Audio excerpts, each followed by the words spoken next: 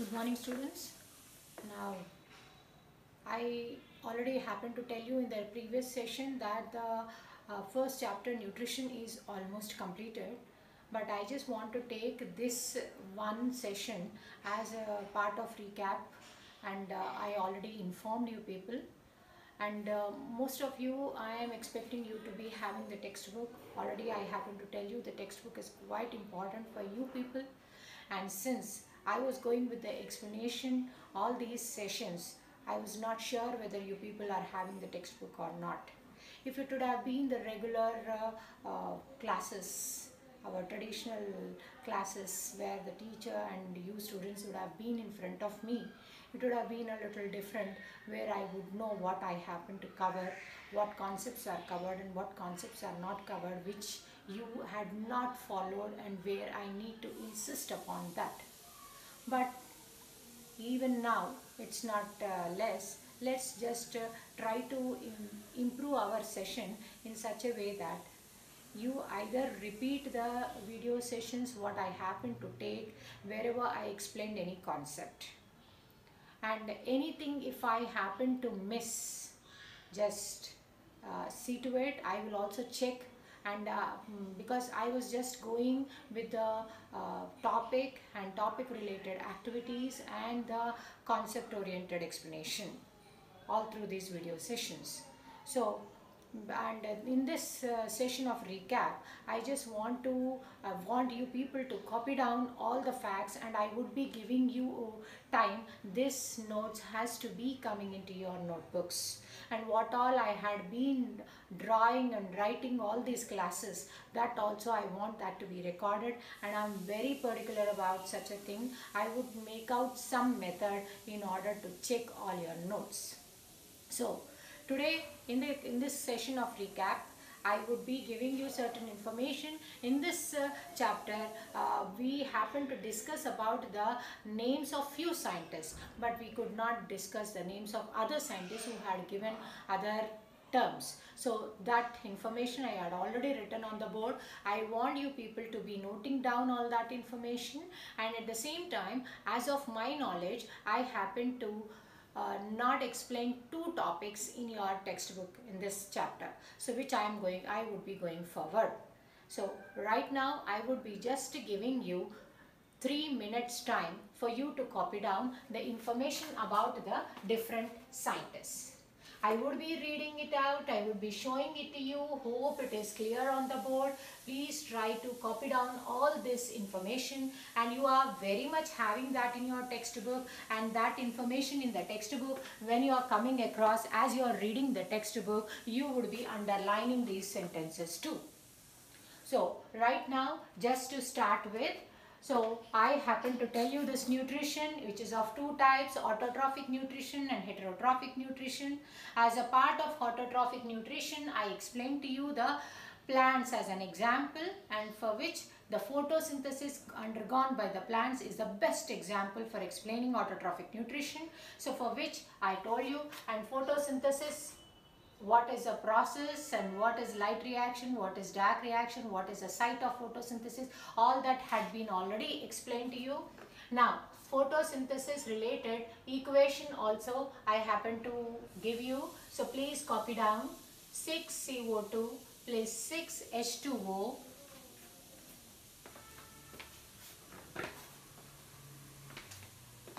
sorry 6CO2 plus 12H2O in the presence of light and chlorophyll gives C6H12O6 plus 6H2O plus 6O2. This is the equation, and it was given by Mr. Van Niel in 1931. So note down the name of the scientist also along with the equation. Hope it is clear, children. Second is von Helmont. He happened to give us that for photosynthesis, we are already seen that water is one of the main ingredients which it is absorbing from the roots. So Mr. von Helmont, he told that water is essential for increase of the plant mass. The plant is growing up and becoming more in mass because of the presence of water. So please note down this name of scientist as von Helmont. He happened to say that water is essential for increase of plant mass. And third point, Joseph Priestley, you all know that he happened to discover oxygen in 1774. Discovered oxygen 1774, Joseph Priestley. But he discovered, but he hadn't given any name. He didn't coin its name. And Lavoisier is the one, after doing his bell jar experiments and all, if you people can remember what I happened to explain, he coined that gas as oxygen in 1775. Priestley discovered oxygen, whereas Lavoisier coined oxygen, gave the name as oxygen for that gas. Next, Jan Ingenhousz. He noticed that plants form oxygen in the presence of light. Jan Ingenhousz is a scientist who told that plants are giving out oxygen only in the presence of sunlight. This related activity I am going to explain to you. All the other activities related to photosynthesis I explained.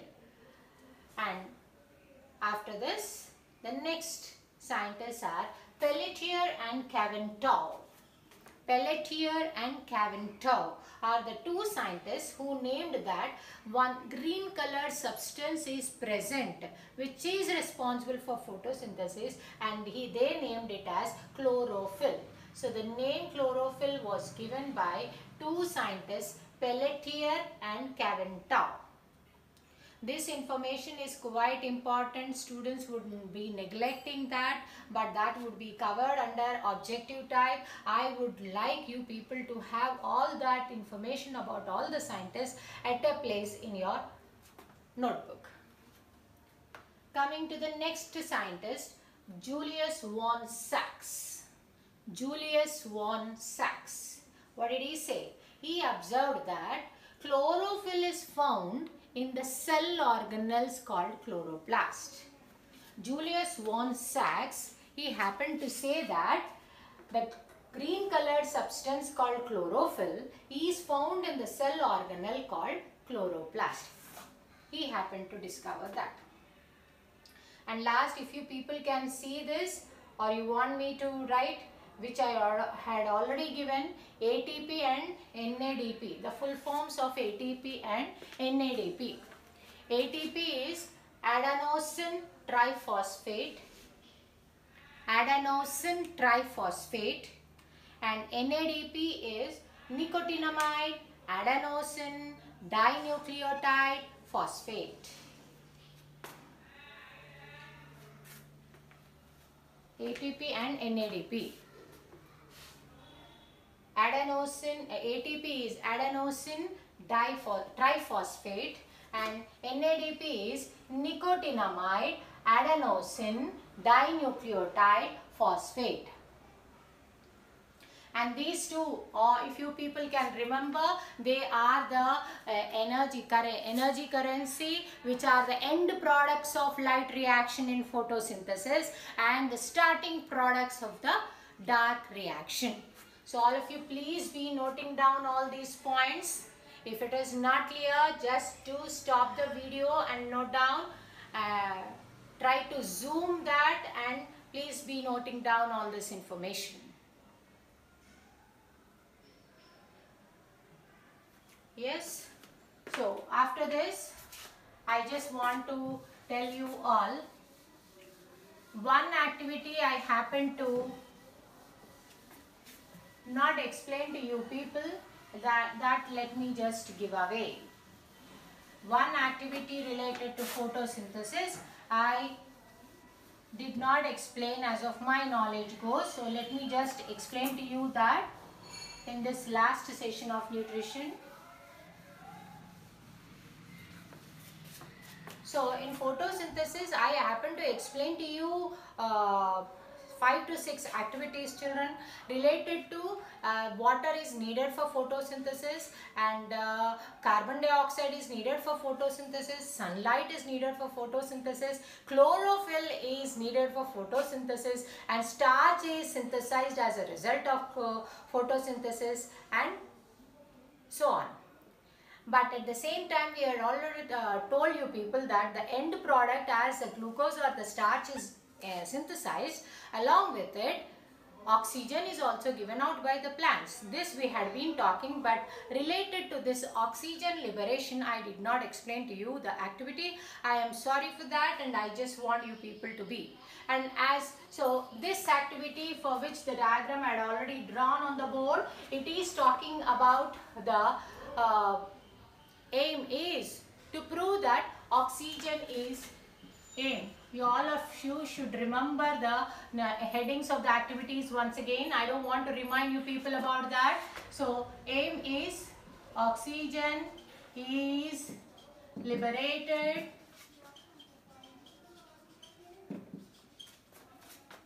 as a result of photosynthesis. So all of you know that photosynthesis itself is talking about the synthesis of carbohydrates in the presence of light. So that's why photosynthesis. So, and this is happening, that oxygen liberation will be happening only in the presence of light. Only in the presence of light. So, already you happen to see among the scientist list that Jan Ingenhousz is already given that oxygen is liberated in the presence of light. So we should prove this point that oxygen is liberated as a result during photosynthesis in the presence of oxygen. And for this, what would be the apparatus we are taking? We would be taking a beaker filled with water, and in that we would be taking another test tube, and into the test tube we are again taking a funnel. All of you know what is a funnel. So into the test tube we are inserting a funnel, and in that funnel we are just taking a hydrilla plant. Hydrilla plant. So all of you remember the apparatus required are beaker, water, test tube, funnel, hydrilla plant. So these would be the apparatus required. Now let me talk about the method or the procedure.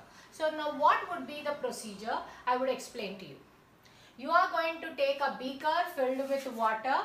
In that you will be inserting one test tube in an inverted manner. That means the mouth portion, the opening portion to the bottom in the beaker, and the bottom portion to the top. So when you are inserting this test tube into the test tube, you are trying to fix up the funnel. Into the funnel you are setting up the hydrilla plant. Now why this hydrilla plant? Because photosynthesis is carried on by the plants itself. So in order to experiment that, let's take the water plants and we can see that, because into the air you cannot see if oxygen is liberated. How can that happen? So let's take the help of the water plants or aquatic plants. So here the question is about hydrilla plants. So make this a setup. One setup, and I want you people to do such setups too. So 2 beakers, 2 test tubes, 2 funnels, 2 hydrilla plants. So this way the setup should be just kept up. And here one setup should be kept in a room, one other setup should be kept into the open air. So where it is exposed to the sunlight. When you are keeping the other one in the room, yes, of course everything is there, but not the sunlight. So now after doing that setup, keep it for a duration of 3 to 4 hours or a day. Afterwards, just take the setup and try to find out what is happening.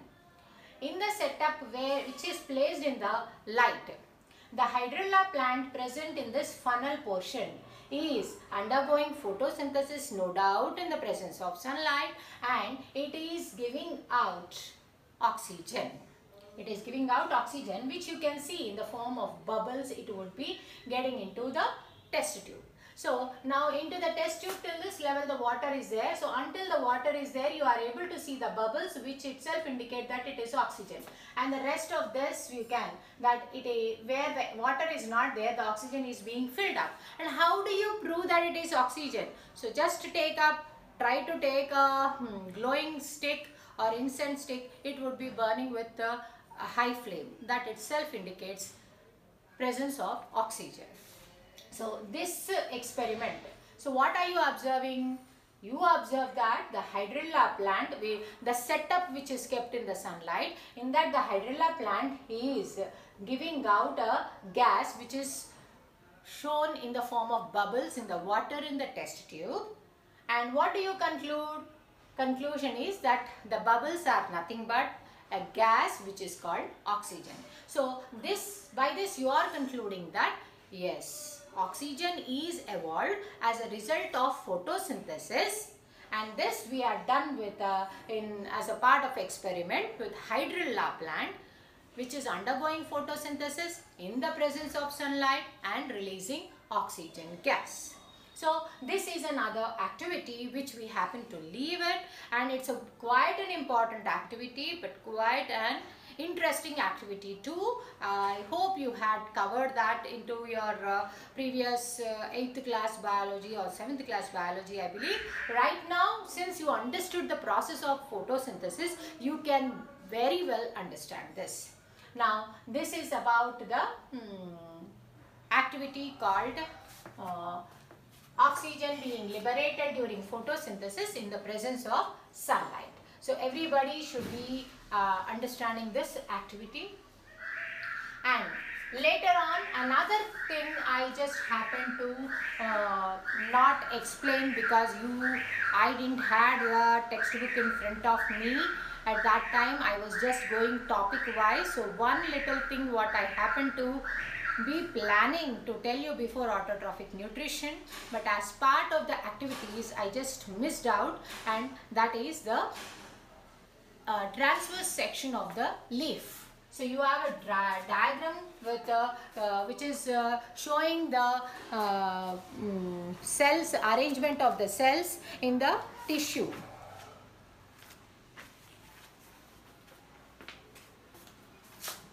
TS of the leaf. This is what? TS means transverse section.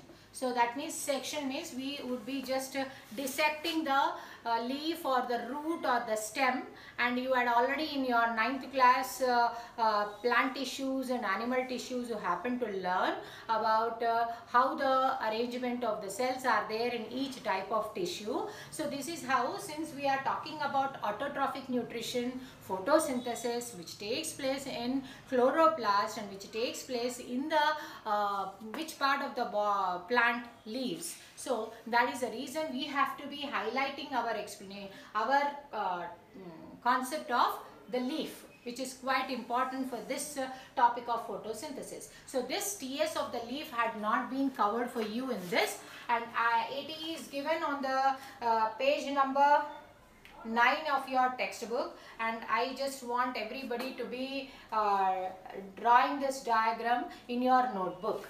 So I would just draw a rough sketch of it. See that?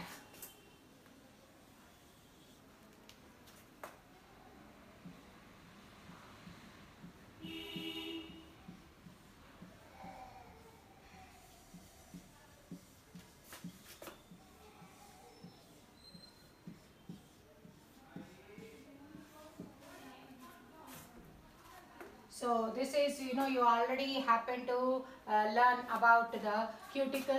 This is the top one is called the cuticle, and this is called the upper epidermis.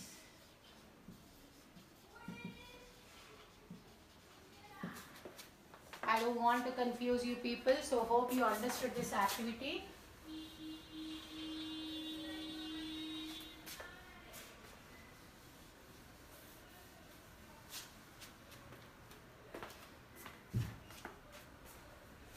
Now, after the cuticle and the upper epidermis, you would be having the palisade parenchyma.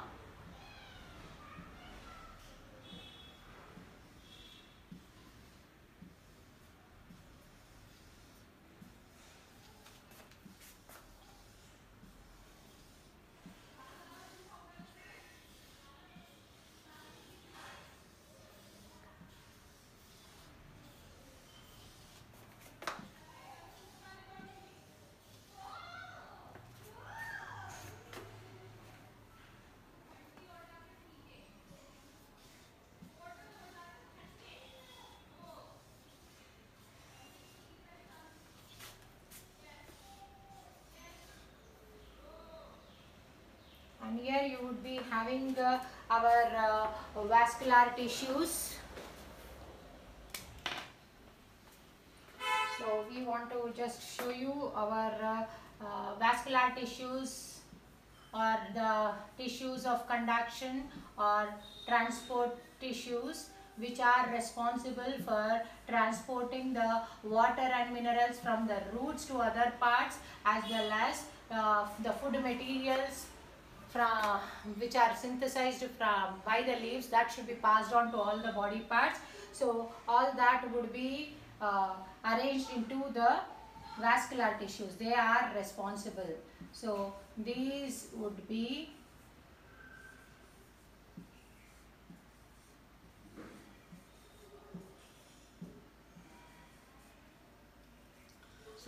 this is how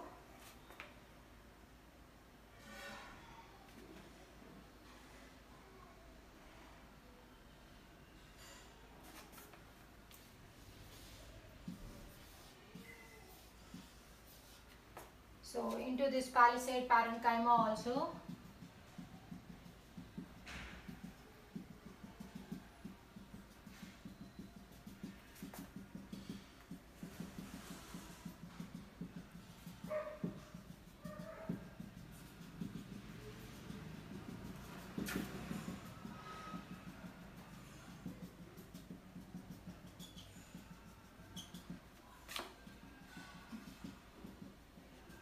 With the help of these recorded classes also, I just want the students to help themselves out by drawing the diagrams. You just cannot say that no, when the teacher is not here, we need not draw the diagrams. No, it's wrong that you should all be drawing the diagrams. And now here I would be showing you about the, this was palisade parenchyma. This was palisade parenchyma.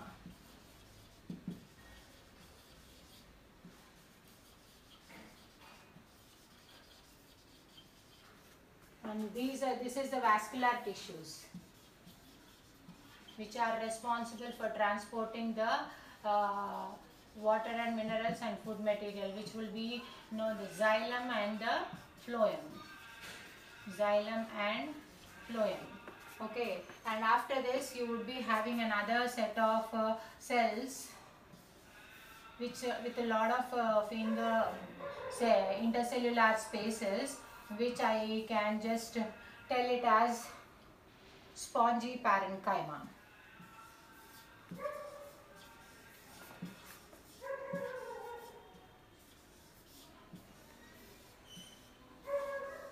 So the place between the cells, you are seeing that because the intercellular spaces are more, and which is called as spongy parenchyma, and these are called air spaces. If you can see, these are called air spaces, and these cells, they are forming this tissue called as spongy parenchyma.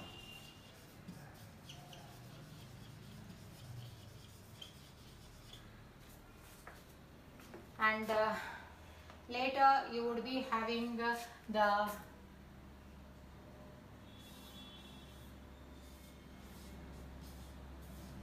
so as you have the upper epidermis on the upper surface of the leaf, you would be having the at the lower side of the leaf, lower surface of the leaf, you will be having the lower epidermis, and on this you will be again having the cuticle, no doubt. So this is called the lower epidermis, and here one interesting part you should be epidermis,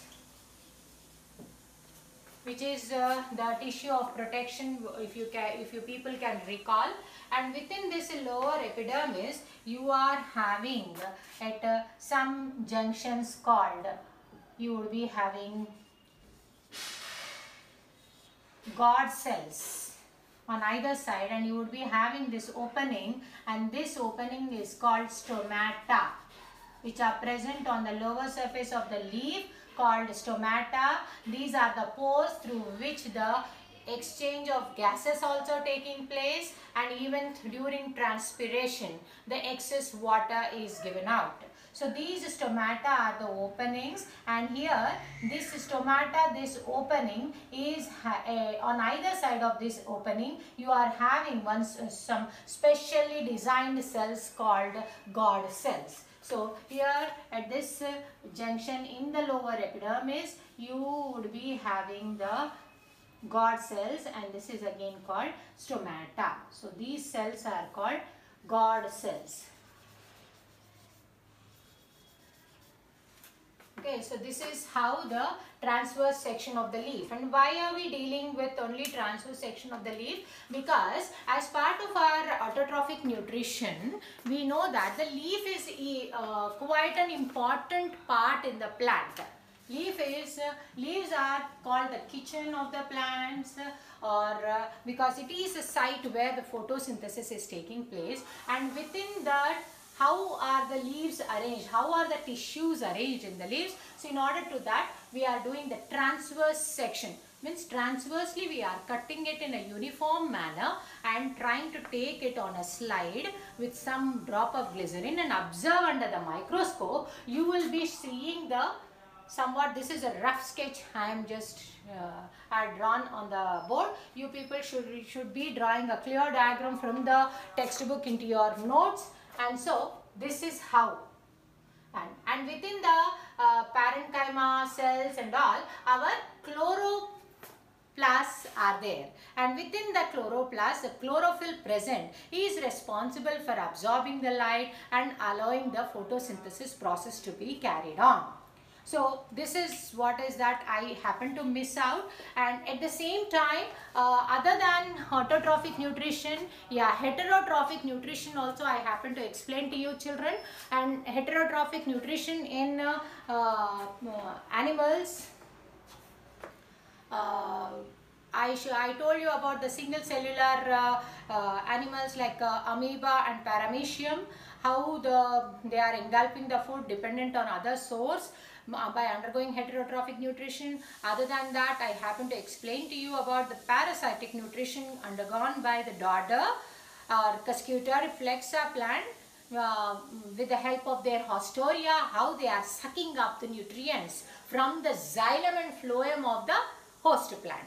So that was a parasitic nutrition, and afterwards, lastly, I happen to explain to you the heterotrophic nutrition undergone by the human beings, we human beings. So in order to explain that how the nutrients are taken from the food, how they are absorbed, and how they are broken from the complex form to the simpler substances, the process called digestion, and the organ system called digestive system. Human digestive system I happen to explain to you part by part, and afterwards in relation to each part I was just talking to you about coming to the mouth, the part of the digestion is taking place along with the mastication, mixing up of the saliva, and the salivary amylase being present. Then from there it is moving through the esophagus, and that partly digested food we call it as bolus, and that bolus moving through the esophagus, and the esophagus is undergoing the peristaltic movements,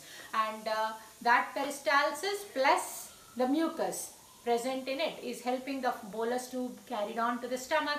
In the stomach again the gastric muscles are helping, gastric juice is helping, HCl is present, and already the proteins are again being broken down by pepsin hormone enzyme. Then from the stomach it is moving towards the small intestine. Before that there is a duodenum, and at the junction of the duodenum you would be having the liver and the pancreas giving out the pancreatic juice and the bile juice. Bile juice has no hormones, no enzymes, and it is helping in the emulsification of the fats. The complex fat molecules are being broken down into simpler fats. That is called emulsification. But in pancreatic juice, there are three enzymes. One is trypsin, which is acting on proteins. The other is amylase, which acts on carbohydrates. And the last one is lipase, which acts on fats. and changes to fatty acids and glycerol. And this all mixed up mass from the stomach through the duodenum entering into the small intestine. In the small intestine, the final level of digestion is again taking place with the help of certain enzymes called succus entericus and cholecystokinin given out by the small intestinal juice. And then their absorption of the nutrients, all which had been broken down. Now that absorption or assimilation is taking place at the small intestine level, and whatever is a leftover waste or the residue is thrown up into the large intestine. So the peristalsis is still continuing with the help of the muscles of the intestinal walls also. So large intestine, when it is undergoing all the peristalsis, the residue is just coming out into the rectum, and from where it would be ejected into the anus. Through the anus, the waste matter is given out. So this is how it takes place. And now when the body is taking up the food, breaking down into simpler nutrients, now what type of nutrients are important for the body and how are they important and how are they helping in the body in undergoing the growth. So that way again I happen to tell you how carbohydrates are useful, proteins, fats, vitamins and minerals. So the major nutrients, carbohydrates, proteins and fats, if you people are not taking in proper quantities, then it will be leading to malnutrition. So you should be taking all these nutrients as part of your food in required quantities as per your age, which you call it as balanced diet. And if you are not taking that in as per your requirement, then it leads to malnutrition, where as part of malnutrition I happen to explain to you about the protein malnutrition, which is called kwashiorkor, and protein calorie malnutrition as marasmus, and the other one as obesity, more intake of fats, more intake of carbohydrates. So all these three. Apart from this, I was also explaining to you about the malnutrition related to the vitamins and minerals. They are called micronutrients, and these are called protective foods because they are helping us in protecting our body against the diseases. So these are required in small quantities. They are readily available in the fresh fruits and vegetables. Only thing you want to keep yourself and your body safe from the ongoing infections is eat proper vegetables and fruits. Then you are getting all these micronutrients, vitamins and minerals. And there, as part of that, I happen to tell you the fat soluble vitamins and water soluble vitamins, and deficiency diseases related to those vitamins I happen to explain, which you have the table in your textbook. The table related to the digestive juices and digestive organs and the enzymes and the foods on which they act upon and the end products. So this table is quite important. Other than this, you have a last table which is related to the vitamins, their chemical names, and the foods rich in those vitamins, and the deficiency diseases of those vitamins, and how do you symptoms of those diseases, and how do you correct by eating those foods which are rich in those particular vitamins and minerals. So this is completely the topic. You have any doubts, what you do is just note down. First of all, relate all the points what I happen to explain. Immediately I just want you people to be taking out the textbook and read the entire lesson. Learn it if you people had understood my video sessions, and then afterwards, if you did not understand, follow any topic, you read once again and relate it to my video session. If then also you are not able to, just note down at the end. Okay, so this is the end of this topic called nutrition, the 10th class biology, the first unit. Okay, so next I am going to the second topic, the respiratory system. Thank you children, all the best. Hope you are all having the textbook with you, and that is the main guide for you people. Please do not forget this point. Thank you.